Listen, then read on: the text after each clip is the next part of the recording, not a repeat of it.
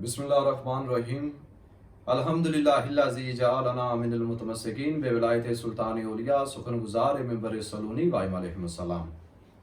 آپ تمام ناظرین و سامعین کی خدمت میں سلام عرض کرتا ہوں۔ آپ کا میزبان سید علی عابد آپ کی خدمت میں حاضر ہے۔ آج جو میں آپ کے لیے عنوان لایا ہوں، عنوان بہت مہم ہے۔ آج آپ کو بتایا جائے گا کہ فقی کسے کہتے ہیں، مجتہد کون ہوتا ہے، اور یہ سلسلہ فقہا کا شروع کہاں سے ہوا، کیونکہ ہمارے پاکستان میں بہت سے لوگ فقہا کے خلاف ہیں، مجتہد کے خلاف ہیں۔ تو میں واضح کرتا چلوں، انشاءاللہ آج کی ویڈیو سننے کے بعد بہت سے لوگوں کے نظریے ٹھیک ہو جائیں گے، کیونکہ بہت سے لوگوں کو فقی کا معنی ہی نہیں پتا، مجتہد کا معنی ہی نہیں پتا۔ تو انشاءاللہ آج کی یہ ویڈیو آپ مکمل سنیے گا۔ آج میں بتاؤں گا آپ کو ایک فہرست میں نے تیار کی ہے فقہا کے بارے میں، کہ امام زمانہ علیہ السلام سے لے کر اب تک کے جو فقہا ہیں ان کے نام بتاؤں گا اور وہ دفن کہاں پر ہیں، یہ بھی آج آپ کو بتایا جائے گا۔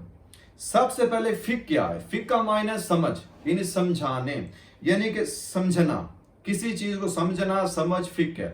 اور جو سمجھ جائے، آشنا ہو جائے فقہ سے، اسے کہتے ہیں فقی۔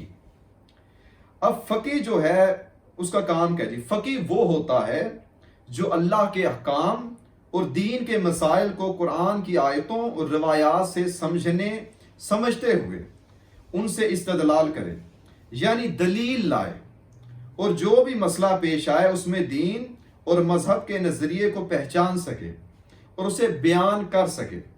دین شناسی کے اس مقام تک پہنچنے کے لیے ضروری ہے کہ ایک شخص ایک لمبا عرصہ تک دینی علمی مراکز جیسے حوزہ علمیہ ہو میں ان میں علوم کو حاصل کرے جو دین کے مسائل میں ماہر ہونے میں اس کی مدد کر سکیں، اور جو اس درجہ اور مقام تک پہنچ جاتا ہے کہ اسلامی مسائل کو عقلی اور نقلی استدلال کے ذریعے سمجھ سکے، اسے مجتہد اور فقی کہتے ہیں۔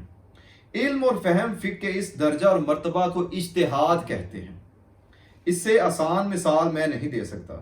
اب آگے سنیں جی، اجتہاد کیا ہوتا ہے جی؟ اجتہاد کا لفظ جہد سے نکلا ہے، جس کے معنی سخت محنت و مشقت کرنا۔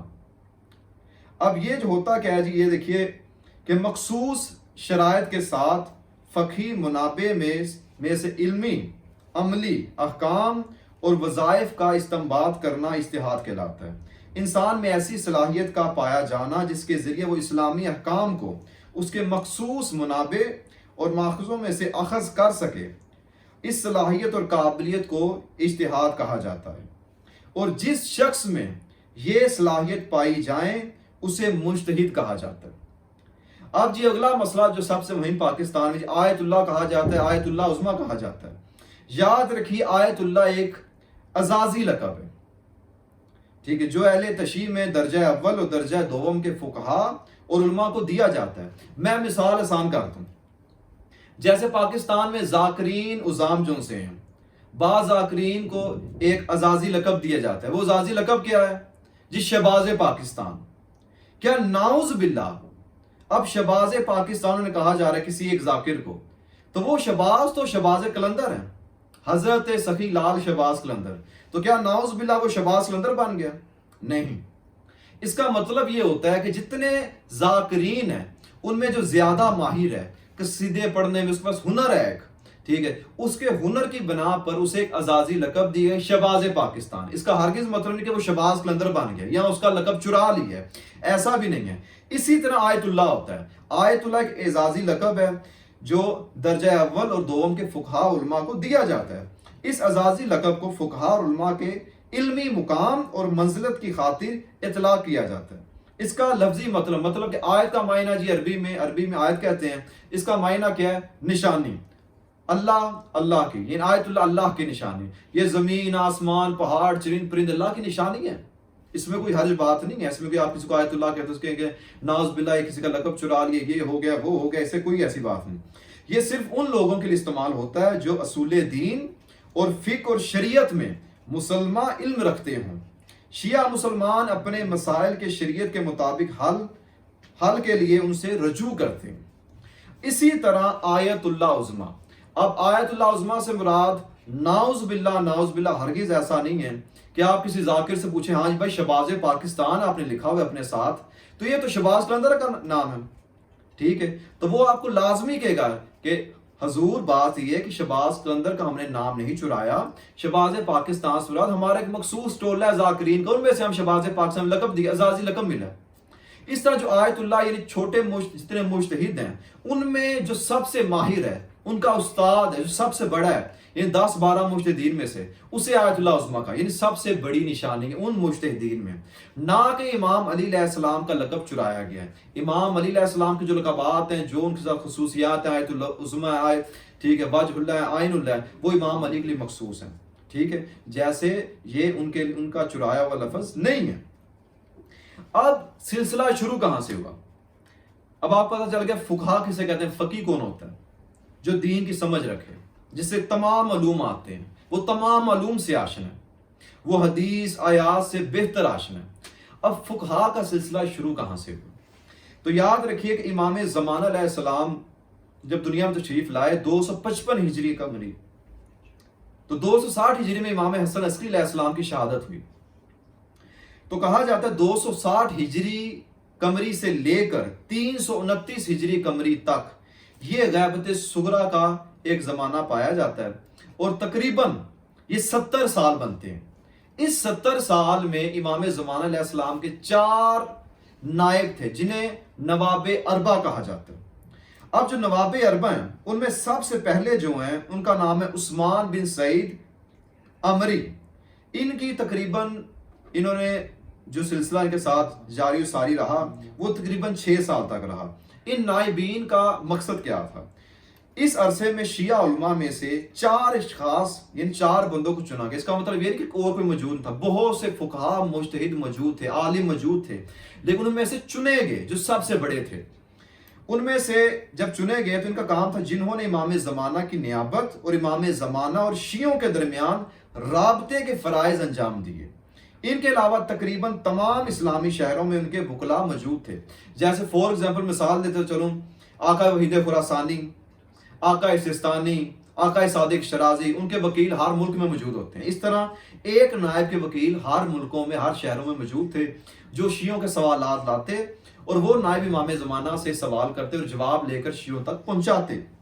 अब पहले जो नायब थे उस्मान बिन सईद अमरी तकरीबन 6 साल तक इमाम के नायब रहे। उसके बाद आए मोहम्मद बिन उस्मान बिन सईद अमरी, ये तकरीबन 40 साल तक इमाम ज़माना के नायब रहे। उसके बाद आगे हुसैन बिन रूह नौबख्ती, ये तकरीबन 21 साल तक इमाम ज़माना के नायब रहे। उसके बाद कौन आए? उसके बाद अली बिन मोहम्मद समरी, ये तकरीबन 3 साल तक इमाम ज़माना के 2 या 3 साल तक इमाम ज़माना के नायब रहे। ये तकरीबन 70 साल का अरसा बनता है। इस 70 साल में इसे कहते हैं गैबत सुगरा। गैबत सुगरा के बाद शुरू हुई गैबत कुबरा। तो गैबत कुबरा के बाद नायबीन का सिलसिला क्या हो गया, यानी कि खत्म। ये 4 नायब इमाम ने मुंतखब किए। इमाम फरमाया कि आज के बाद मेरी मुलाकात तुमसे नहीं होगी। अब गैबत सुगरा कुबरा शुरू हो गई है। अब जिसे इमाम ज़माना मिलना चाहे मिल सकते हैं, वरना वो भी नहीं मिलेंगे। अब ये थी जनाब ये 4 नायबीन। अब सिलसिला शुरू हुआ फुकहा का। ये फकी कौन है, मुज्तहिद कौन है, कैसे? ये सारे फुकहा थे, मुज्तहिद थे, ठीक, इज्तिहाद करने वाले थे। अब इनमें जो सबसे अव्वल दर्जे का है वो है जी मोहम्मद बिन याकूब कुलैनी, जिनकी किताब अल काफ़ी। इनकी जो तारीख पैदाइश है वो 255 हिजरी, यानी जो इमाम ज़माना की है। आप अंदाजा करें कि इमाम ज़माना की डेट ऑफ बर्थ और इनकी डेट ऑफ बर्थ सेम है, और इनकी वफात हुई है 329 हिजरी में। जब गैबत सुगरा खत्म हुई और गैबत कुबरा शुरू हुई तब इनकी वफात हुई। और ईरान इन कुलैन में ये पैदा हुए, ईरान में, और ये इस टाइम दफन है बगदाद में। और इसी सन में याद रखिएगा एक दौर में बहुत से फुकहा भी हो सकते हैं, लाजिम नहीं कि एक फकीह हो, बहुत से फुकहा हो सकते हैं। और हर जमाने में एक दौर में बहुत से फुकहा मौजूद थे, लेकिन उन सब में जो आला दर्जे का था उसे फोकियत दी गई। जैसे जी अब एक और जी अली बिन बाबविये, इनका लक़ब है सदूक अव्वल, ये आका शेख सदूक के वालिद थे। इनकी वफात 329 यानी 329 हिजरी یہ قمری میں ان کی وفات ہوئی ہے، جو امام زمانہ کی غیبت صغریٰ جہاں پہ ختم ہوتی ہے۔ اور ان کے بارے میں یہ ملتا ہے کہ انہوں نے دوسرے یا تیسرے نائب جو امام زمانہ کے تھے ان سے درخواست کی تھی، امام زمانہ سے کہ میرے لیے دعا کریں، اللہ مجھے بیٹا عطا کرے۔ تو امام نے خط جاری کیے تحریر، اس میں لکھا کہ اللہ تمہیں ایک بیٹا عطا کرے گا جو فقیہ ہوگا، لفظ فقیہ استعمال کیا امام نے۔ تو وہ جب دنیا میں آئے 305 ہجری میں آقا شیخ صدوق دنیا میں تشریف لائے، 305 یعنی امام زمانہ کے دور میں شیخ صدوق دنیا میں تشریف لائے، اور انہی کے دور میں علی بن بابوی ہے جو صدوق اول کے نام سے ان کا لقب ہے، وہ دنیا میں تشریف فرما تھے۔ وفات 329 ہجری، اور یہ پیدا ہوئے قم المقدس میں۔ اب ان کے بعد اسی دور میں ایک اور عالم تھے، فقیہ تھے، مجتہد تھے، ان کا نام ہے حسن بن علی بن عقیل، ان کا لقب ہے ابن عقیل امانی۔ یہ بھی 329 ہجری قمری میں ان کی وفات ہوئی، اور یہ پیدا ہوئے عمان میں۔ اور ان کے بعد یعنی محمد بن علی بن بابوی ہے، یہ شیخ صدوق کا اصل نام ہے۔ اور آقا شیخ صدوق ان کی وفات جو سی 381 ہجری قمری میں ہوئی، اور یہ بھی قم المقدس میں پیدا ہوئے تھے۔ اور ان اسی دور میں، اسی سن میں، اسی ہجری میں محمد بن احمد بن جنید اسقافی، ان کا لقب ہے جی ابن جنید کے نام سے مشہور تھے، اور یہ 381 ہجری قمری میں ان کی وفات ہوئی، جس ہجری میں آقا شیخ صدوق کی وفات ہوئی۔ اور ان کا جو پیدا ہوئے عراق میں پیدا ہوئے، اسقاف کے علاقے سے۔ اور اس کے بعد محمد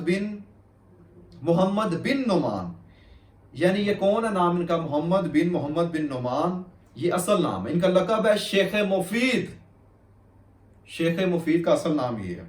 اور ان کی وفات ہے جی 413 ہجری قمری، اور یہ بغداد میں پیدا ہوئے تھے۔ اور ان کے بعد آتے ہیں علی بن حسین بن موسیٰ، جن کا لقب ہے سید مرتضیٰ، اور یہ ان کی وفات کیا ہے جی 436 ہجری قمری، اور یہ بغداد میں بھی یہ پیدا ہوئے۔ آپ دیکھیں ایک ترتیب سے آ رہا ہے، 255 ہجری سے ہم نے شروع کی فقہا کی لسٹ، اور یاد رکھیے گا ان فقہا کے دور میں یہ مشہور ترین فقہا تھے، اول درجے کے، ٹھیک ہے۔ ان کے دور میں اور بھی فقیہ موجود تھے، لیکن ایک فہرست میں نے بنائی ہے جس میں مشہور ترین فقہا اس دور کے کون تھے، ان کے نام میں نے سلیکٹ کیے ہیں۔ اب ایک ترتیب سے ہیں کہ 255 ہجری سے ہم شروع ہوئے، اب دیکھیے گا آج کے زمانے تک میں بتاؤں گا فقیہ کیسے چلے جی۔ ان کے بعد آ جاتے ہیں کہ شیخ تقی بن نجم الدین بن عبید اللہ حلبی، جن کا لقب ہے ابو الصلاح حلبی، اور یہ 448 یا 47 ہجری قمری میں ان کی وفات ہوئی، اور یہ حلب میں پیدا ہوئے۔ اس کے بعد آتے ہیں ابو جعفر محمد بن حسن توسی، جسے مشہور ترین لقب شیخ توسی، آقا شیخ توسی ان کا لقب ہے، اور اصل نام ابو جعفر محمد بن حسن توسی۔ ان کی وفات ہوئی ہے جی 460 ہجری قمری میں، اور یہ توس یعنی ایران میں پیدا ہوئی۔ اس کے بعد آتے ہیں جی حمزہ بن عبدالعزیز دیلمی، ان کا لقب ہے سلار دیلمی، اور ان کی وفات 463 ہجری قمری، اور یہ تبرستان میں پیدا ہوئے۔ اور اس کے بعد آتے ہیں شیخ ابو القاسم عبدالعزیز بن براج، ان کا لقب ہے جی ابن براج، اور ان کی وفات 481 ہجری قمری میں، اور یہ مصر میں پیدا ہوئے تھے۔ اس کے بعد آتے ہیں حمزہ بن علی بن زہرا، ان کا جی لقب ہے ابن زہرا، یا ابو المقارن بھی نے کہا جاتا ہے۔ یہ جی 585 ہجری قمری میں ان کی وفات ہوئی، اور یہ حلب میں پیدا ہوئے۔ اس کے بعد آج جی محمد بن علی بن حمزہ، یہ ابن حمزہ کے نام سے ان کا لقب مشہور ہوا، اور یہ 585 ہجری قمری میں ان کی وفات، اور یہ توس یعنی ایران سے ان کا تعلق تھا۔ اور اس کے بعد محمد بن ادریس ہلی، یہ ابن ادریس ان کا لقب، اور ان کی وفات جو ہے 598 ہجری قمری، اور یہ ہلا میں پیدا ہوئے۔ اس کے بعد جعفر بن حسن بن یحییٰ بن سعید ہلی، ان کا لقب محقق ہلی، یہ 676 ہجری قمری میں ان کی وفات، اور ہلا میں پیدا ہوئے۔ آپ دیکھیں کہ 255 ہجری سے ہم نے شروع کیا، اور کس طرح ہجری تبدیل ہوتی جا رہی، فقی ہمارے یعنی ایک ترتیب سے آ رہے ہیں، اور ایک دور میں کئی فقہا تھے، ان کی ڈیٹ آف شہادت جو ڈیٹ آف وفات ہے وہ ساتھ میں بیان کر رہا ہوں کہ ایک وقت میں بھی، ایک ہجری میں بھی کئی فقہا کی وفات ہوئی ہے، اور یہ ہمارے مشہور ترین فقہا تھے، اور یہ ایک دوسرے کے شاگرد آتے گئے، پہلا استاد دوسرا شاگرد، وہ شاگرد تھا، پھر وہ استاد بنا، اس کا آگے شاگرد، ایک ترتیب سے چلتے آ رہے ہیں سارے یہ۔ اس کے بعد حسن بن یوسف بن علی بن مطہر ہلی، یہ جی مشہور ہوئے علامہ ہلی کے نام سے، ان کی وفات ہے جی 766 ہجری قمری میں، اور یہ ہلا میں پیدا ہوئی یہ بھی۔ اس کے بعد محمد بن حسن بن یوسف ہلی، اور یہ فخر المحققین کا لقب انہیں دیا گیا، اور 771 ہجری قمری میں ہلا میں یہ بھی پیدا ہوئے، اور ان کی وفات 771 ہجری قمری۔ اس کے بعد آ جائے جی شمس الدین محمد بن جمال الدین، یہ شہید اول انہیں کہا جاتا ہے، اور یہ ان کی وفات 786 ہجری قمری میں ہوئی، اور یہ لبنان میں پیدا ہوئے تھے۔ اس کے بعد مقداد بن عبداللہ بن محمد سیوری ہلی، یہ فاضل مقداد ان کا لقب تھا، اور 860 غالباً 26 ہجری قمری میں ان کی وفات ہے، اور یہ بھی ہلا میں پیدا ہوئے۔ ابو العباس احمد بن فہد ہلی، ابن فہد ان کا لقب ہے، اور 841 ہجری قمری یعنی ہلا میں یہ پیدا ہوئے، اور ان کی وفات 841 ہجری قمری ہے۔ اس کے بعد علی بن حسین بن عبد العالی، اور ان کا جو لقب ہے انہیں کہا گیا محقق ثانی اور محقق کرکی بھی کہا گیا، اور یہ 940 ہجری قمری 940 ہجری قمری میں کرک یعنی لبنان میں پیدا ہوئے۔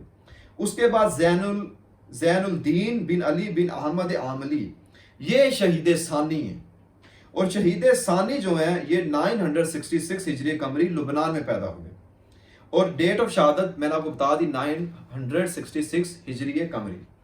اس کے بعد شیخ بہاؤالدین محمد عاملی، جنہیں شیخ بہائی بھی کہا جاتا ہے، یہ ان کی جی ڈیٹ آف شہادت جو سی وفات ہے 1030 یہ 1030 ہجری قمری میں ان کی وفات، اور لبنان میں پیدا ہوئے۔ اس کے بعد ملا محمد باقر سبزواری، جنہیں محقق سبزواری بھی کہا جاتا ہے، یہ 1090 ہجری قمری میں سبزوار میں پیدا ہوئے۔ اور یاد رکھیے گا 1030 ہجری جس میں شیخ بہائی کی ڈیٹ آف شہادت ہے، وہ وفات دنیا سے پردہ کیا، تو اسی دور میں آقا تقی مجلسی جو باقر مجلسی کے والد تھے یہ اصفہان میں پیدا ہوئے تھے، اور 1070 ہجری قمری میں ان کی وفات ہوئی۔ اور اس کے بعد آج محسن بن مرتضی فیض کاشانی ان کا لقب ہے، اور 1091 ہجری قمری ان کی ڈیٹ آف یعنی وفات ہے، اور یہ کاشان میں پیدا ہوئے تھے۔ اس کے بعد حسین بن جمال الدین محمد خانساری، اور محقق خانساری ان کا لقب ہے، اور 1098 ہجری قمری ان کی وفات ہے، اور خانسار میں یہ پیدا ہوئے۔ اس کے بعد جمال الدین محمد بن یہ خانسار آگئے، اور اسی دور میں یاد رکھیے گا ایک اور تھے جمال الدین محمد بن حسین خانساری، جنہیں آقا جمال بھی کہا جاتا ہے، ان کا لقب ہے، اور یہ 1100 یعنی 1125 ہجری قمری میں ان کی وفات ہوئی، خانسار میں یہ بھی پیدا ہوئے۔ اور اسی دور میں آقا محمد باقر مجلسی جو 1110 یعنی 1110 ہجری قمری میں ان کی وفات ہے، اور اصفہان ایران میں یہ پیدا ہوئے۔ اس کے بعد آج محمد بن حسین بن محمد اصفہانی، جنہیں فاضل ہندی ان کا لقب ہے، اور 1135 ہجری قمری اصفہان میں یہ پیدا ہوئے۔ اور اس کے بعد آ جائیے یوسف بن احمد بن ابراہیم بحرانی، جنہیں صاحب الحدائق ان کا لقب ہے، اور 1186 ہجری قمری میں ان کی وفات ہے، اور یہ بحرین میں پیدا ہوئے تھے۔ اس کے بعد محمد باقر بن محمد بہبانی، ان کا لقب ہے وحید، یہ وحید کے لقب سے مشہور تھے، اور 1205 یعنی 1205 قمر ہجری میں ان کی وفات، اور بہبان میں یہ پیدا ہوئے۔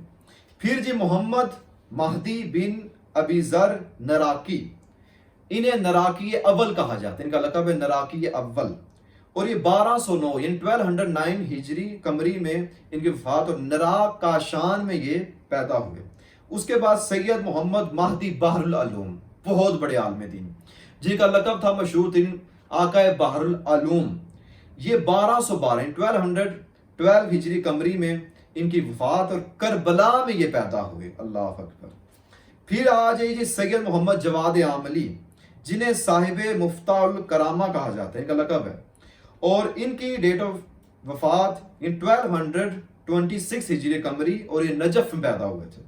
پھر شیخ جعفر کاشف الغطا جن کا لقب کاشف الغطا ہے، اور یہ 1228 ہجری قمری کی وفات ہے ان کی، اور یہ نجف میں یہ بھی پیدا ہوئے. اس کے بعد ابو القاسم بن محمد حسین گیلانی جن کا مشہور ترین لقب مرزائے کمی تھا، ٹھیک ہے، یہ 1231 یعنی 1231 ہجری قمری وفات اور گیلان میں ہی پیدا ہوئے. اس کے بعد احمد بن محمد نراکی، پہلے نراکی اول تھے، اب نراکی یہ دوم ان کا لقب ہے، یہ نراکی دوم ہے. یہ جی 1244 ہجری قمری کی وفات ہے اور نراک کا شان میں ہی پیدا ہوئے. اس کے بعد شیخ محمد حسن نجفی، ان کا لقب صاحب جواہر ہے، اور یہ 1266 ہجری قمری کی وفات اور نجف میں یہ پیدا ہوئے.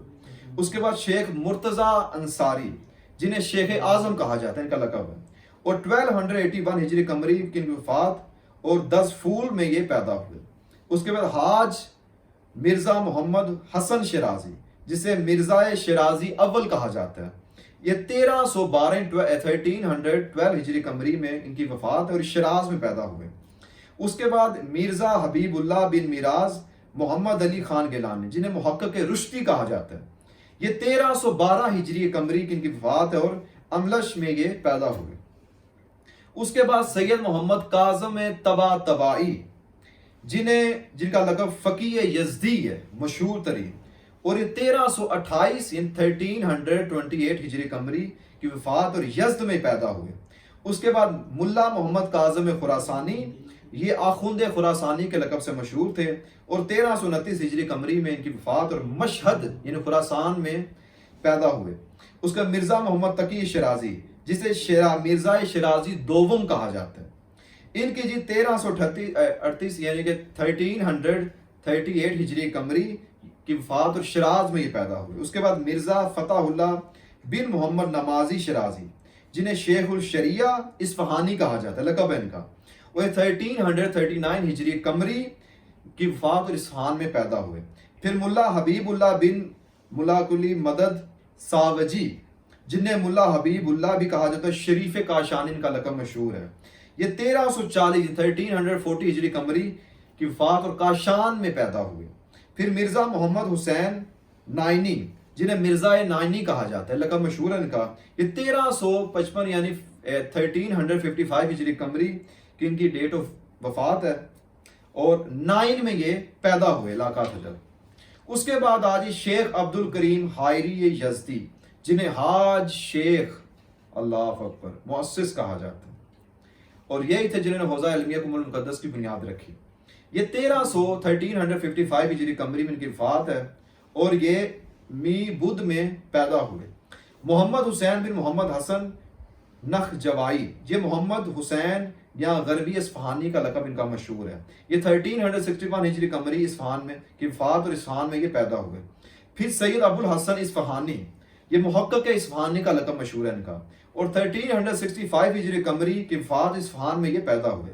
پھر سید حسین طباطبائی یہ بروجردی جنہیں آقا ہے، جن کا مشہور ترین لقب آیت اللہ بروجردی، اس میں نے پہلے وضاحت کی آیت اللہ کہتے کسے ہیں، بروجردی، یہ 1380 ہجری قمری کی ان کی وفات اور بروجرد میں یہ پیدا ہوئے.